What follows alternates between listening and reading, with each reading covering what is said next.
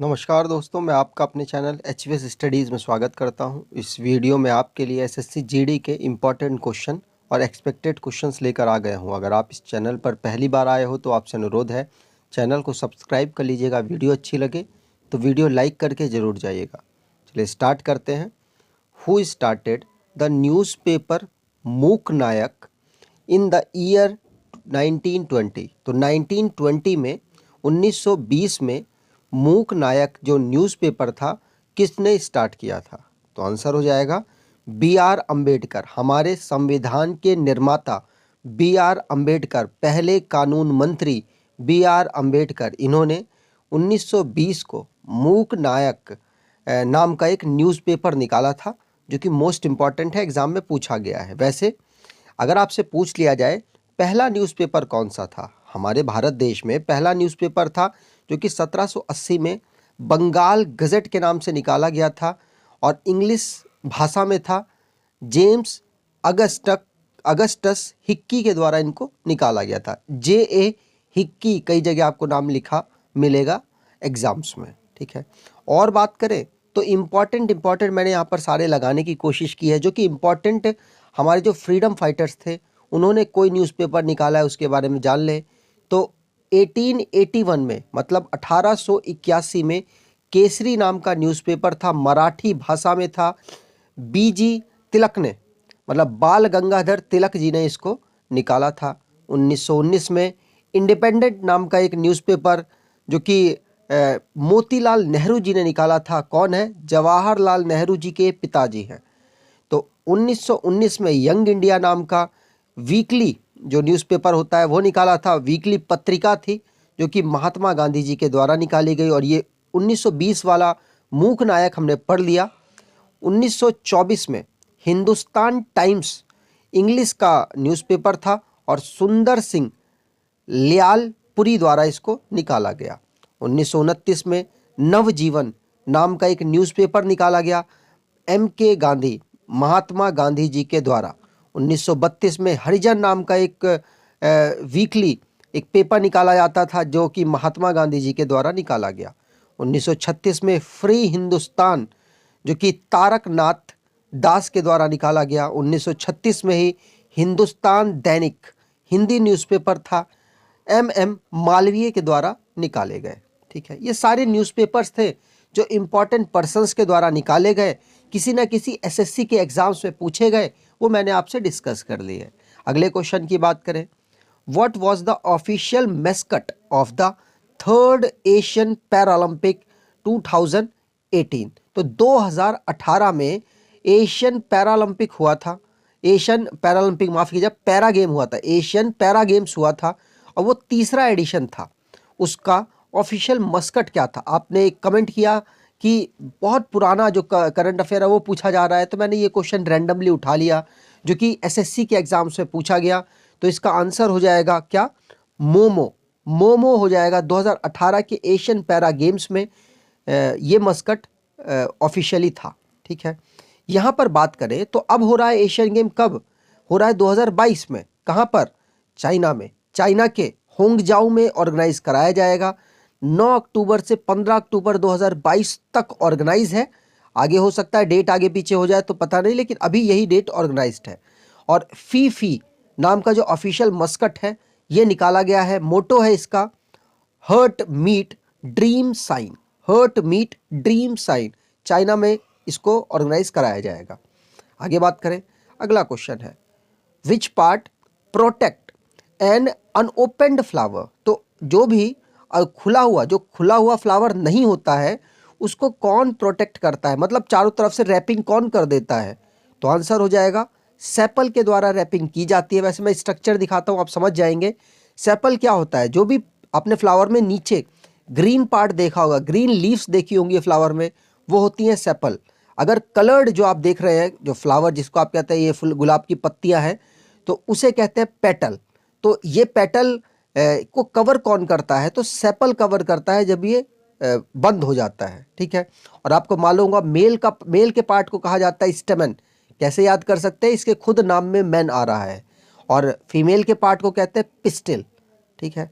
चलिए आगे बात करें। अगला क्वेश्चन है, विच schedule was added to Indian Constitution in 1992 as result of 73 amendment. तो 73 अमेंडमेंट के अंतर्गत किसको इनमें से ऑर्गेनाइज कराया गया, मतलब किसको हमारे कॉन्स्टिट्यूशन में डाला गया? तो आंसर हो जाएगा कोई सा भी नहीं, मतलब 11th डाला गया, लेकिन 11th ऑप्शन ही नहीं है। तो 11th जो हमारा शेड्यूल था वो इंक्लूड किया गया था 73वें अमेंडमेंट के थ्रू, जो कि 1972 में ऑर्गेनाइज हुआ था। तो ठीक है, देखिए यहाँ पर तो स्लाइड चेंज हो गई, माफ़ कीजिएगा, यहाँ पर 11th सही है और पीछे वाली स्लाइड में 11th था ही नहीं। ठीक है, चलिए आगे बात करें।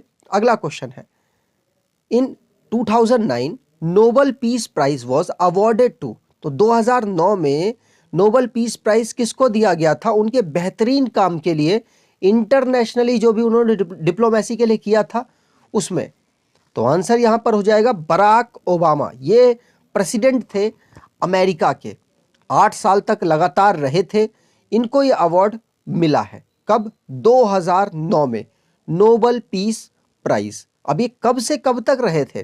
तो मैं आपको बता दूं, 2017 से, मतलब 2017 को रिटायर हुए और 2009 तक, 9 से स्टार्ट किया था इन्होंने अपना कार्यकाल। तो 2009 से 2017 तक ये अपना कार्यकाल निभाए थे एज प्रेसिडेंट के रूप में यूएसए में। ठीक है, चलिए आगे बात करिए। पहले अफ्रीकन अमेरिकन प्रेसिडेंट थे। ठीक है, चलिए आगे बात करते हैं।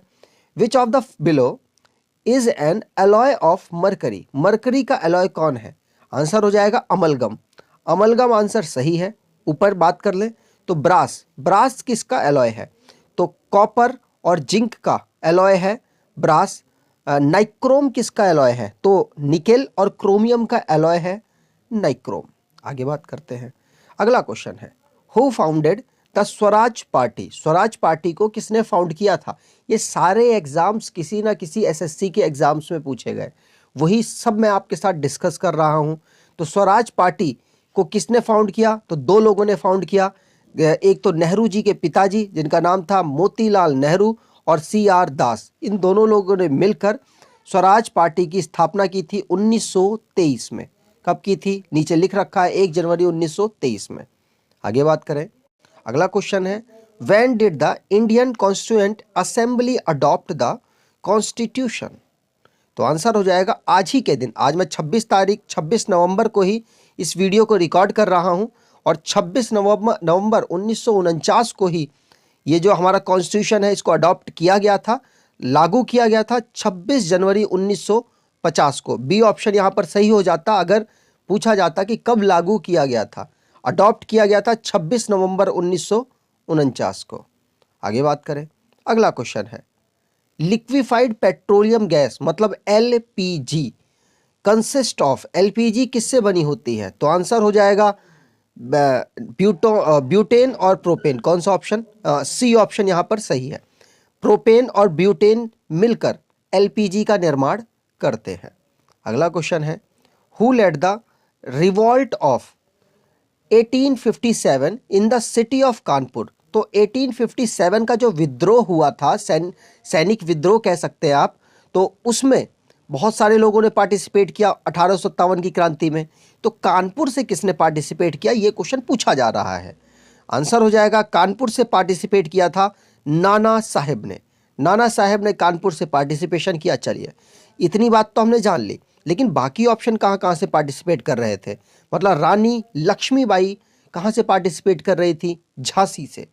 बेगम हजरत महल कहाँ से पार्टिसिपेट कर रहे थे? लखनऊ से। कुंवर सिंह ये कहाँ से पार्टिसिपेट कर रहे थे? बिहार से। तो ये सारे नाम आपको याद रखने हैं। वैसे मैंने पूरी लिस्ट लगा दिया है यहाँ पे, आप एक बार देख भी सकते हैं। जैसे दिल्ली से बहादुर शाह जफर, इनका नाम सबसे ज़्यादा आता है, आप इन्हीं का नाम याद रखेंगे। और भक्त खान, इनका नाम भी आप याद रख सकते हैं, लेकिन बहादुर शाह जफर ही याद रखिए। ये कर रहे थे दिल्ली से लीड। लखनऊ बेगम हजरत महल ही पूछा जाता है, यही आपको याद रखना है। नाना साहेब और राव साहिब तात्या टोपे, ये सब लोग कानपुर से।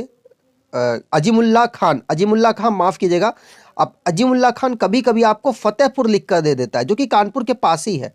तो अजीमुल्ला खान फतेहपुर से कर रहे थे लीड, लेकिन यहाँ पर अगर आपको कानपुर लिखा हुआ है तो आप मान सकते हैं, क्योंकि कानपुर से शायद 1.5 घंटे का रास्ता फतेहपुर का है, मतलब अप्रॉक्सीमेटली 100 किलोमीटर है।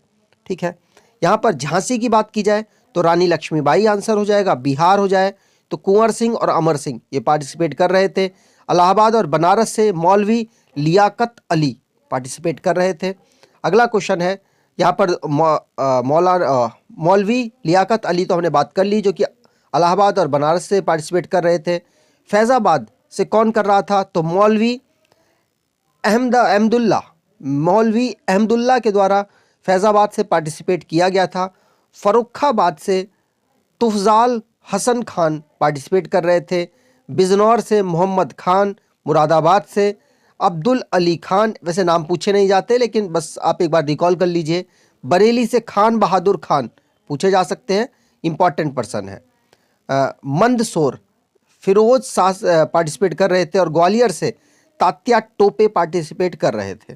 ठीक है, ग्वालियर से और कानपुर से दोनों जगह से तात्या टोपे ही पार्टिसिपेट कर रहे थे। आगे बात करें, अगला क्वेश्चन है who is the winner of man Booker award 2018। तो 2018 का करंट अफेयर पूछा जा रहा है, इसलिए मैंने यहाँ पे 18 के क्वेश्चन डाल दिए हैं। 2018 में मैन बुकर अवार्ड किसको मिला था, किस बुक के लिए, मिल्कमैन के लिए। तो आंसर हो जाएगा एना बर्न्स। ए ऑप्शन यहाँ पर सही हो जाएगा। और बाकी सारे मैं आपको रिवाइज यहाँ कराता हूँ। ए ऑप्शन हो गया। यहाँ देखिए 2021 में किसको मिला, तो द प्रॉमिस के लिए दमोन गलगट को मिला है, जो कि अफ्रीका से बिलोंग करते हैं। सगी बेन 2020 में इस बुक के लिए डगलस स्ट्रॉट को मिला था। द टेस्टामेंट 2019 में मार्गारेट एटवुड को मिला। और 2019 में दो लोगों को मिला, एक तो द टेस्टामेंट के लिए मार्गारेट एटवुड को, और गर्ल वुमेन एंड अदर इसके लिए बर्नार्डाइन एवरिस्टो को मिला। ठीक है, और 2018 में मिल्कमैन के लिए एना बर्न्स को मिला था। और नीचे इतना इंपॉर्टेंट नहीं है, बहुत पुराना हो जाएगा। ठीक है, चलिए आगे बात करें। Which major city of country are connected by the golden quadrilateral super highway. तो गोल्डन क्वाड्रिलेटरल सुपर हाईवे के द्वारा किन सिटीज को कनेक्ट किया जा रहा है, तो 4 हमारे महानगर हैं उन्हीं को, दिल्ली, कोलकाता, चेन्नई, मुंबई और फिर दिल्ली। तो ये वाली सिटी, ये वाला ऑप्शन सबसे बेस्ट होगा और इसी को आंसर लगाना है। दिल्ली, कोलकाता, चेन्नई, मुंबई, इन 4 महानगरों को गोल्डन क्वाड्रिलेटरल सुपर हाईवे के द्वारा कनेक्ट किया जा रहा है। अगला क्वेश्चन है the new year celebrated by Maharashtra Hindus is referred to by which name. तो महाराष्ट्र के जो हिंदू हैं वो नए साल को किस नाम से सेलिब्रेट करते हैं, तो आंसर हो जाएगा गुड़ी पड़वा। गुड़ी पड़वा के नाम से महाराष्ट्र में सेलिब्रेट किया जाता है। वैसे सारे स्टेट्स का मैंने यहाँ लगा दिया है, जैसे बैसाखी नए ईयर के रूप में पंजाब में सेलिब्रेट होता है। जुड़े शीतल बिहार और झारखंड में मनाया जाता है। बोहंग बिहू नॉर्थ ईस्ट स्टेट्स में मनाया जाता है नए साल के रूप में। गुड़ी पड़वा महाराष्ट्र बता दिया आपको। उगादी कर्नाटका, तेलंगाना और आंध्र प्रदेश में नए साल के रूप में मनाया जाता है। और जमशेदी नवरोज़ ये विशु केरला में, और पोहेला बैसाखी वेस्ट बंगाल, बैसाखी नहीं बैसाख वेस्ट बंगाल में एक नए साल के रूप में मनाया जाता है। आगे बात करें, अगला क्वेश्चन है out of the given option which crop grow in the black soil. तो काली मिट्टी में कौन सा इनमें से उगाया जाता है, तो आंसर हो जाएगा कॉटन, जो कि गुजरात और महाराष्ट्र में सबसे ज़्यादा उगाया जाता है क्योंकि यहाँ की मिट्टी ही काली पाई जाती है। आगे बात करें, अगला क्वेश्चन है dash is a chemical process और a reaction between fuel and oxygen produce heat light energy resultant in a flame. तो मतलब किस इक्वेशन में हीट और लाइट के रूप में मिलेगी और हाइड्रोजन और कार्बन के रिएक्शन से आपको ये मिलने वाला है, तो आंसर हो जाएगा ये किसकी डेफिनेशन है, तो ये कंबशन की डेफिनेशन। आप अगर जो हाइड्रोकार्बन को ऑक्सीजन की प्रेजेंस में जलाएंगे, मतलब मान लीजिए लकड़ी को आप जलाते हैं ऑक्सीजन की प्रेजेंस में, तो वो आपको हीट देगा, लाइट देगा, तो और ये प्रोसेस को कहते हैं कंबशन। ठीक है, चलिए आगे बात करें। अगर आपको वीडियो अच्छी लगी है तो आपसे अनुरोध है चैनल को सब्सक्राइब कर लीजिएगा, वीडियो को लाइक कर दीजिएगा और एटलीस्ट अपने 10 से 20 दोस्तों को आप शेयर करेंगे, ऐसी आपसे आशा करता हूँ। धन्यवाद।